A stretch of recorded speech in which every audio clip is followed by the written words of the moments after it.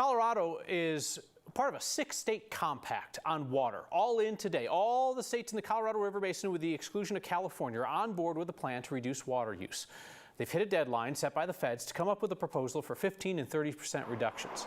Colorado, Wyoming, Utah, New Mexico, Nevada, and Arizona have signed on to this new proposal. It only kicks in if water levels in Lake Powell and Lake Mead fall to certain levels. More than 40 million people rely on water from the reservoirs and the power that they generate. The 6-state plan also calls for lower basin states to be accountable for evaporation or water loss downriver. Environmental group based out of Boulder, the Western Resource Center, calls this a good first step.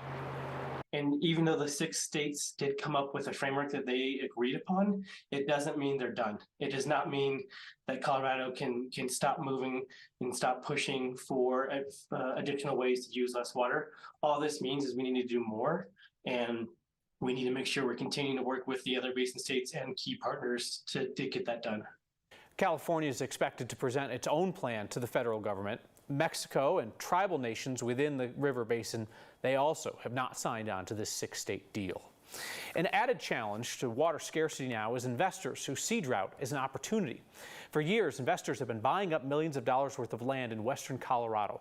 The investors include hedge funds like the New York-based Water Asset Management, who said that they see scarce water as the defining resource of this century, like the oil boom of the 1900s.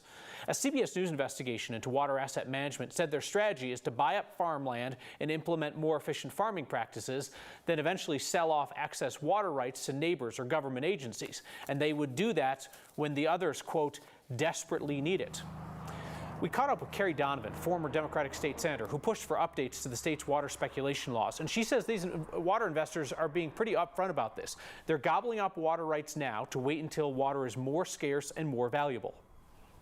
But what happens when every drop in water is being counted and has a value on it? What we think then is that the investment speculation will see those New York Wall Street firms probably take the lease away from the farmer and sell that water either back to the state, to the federal government, or to, a greater entity that's being formed to find extra water in the state.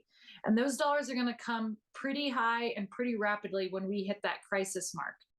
In 2020, Donovan was part of a commission studying how Colorado could strengthen its water speculation laws against out-of-state investors. The group's recommendations never made it into law because there were disagreements about the language.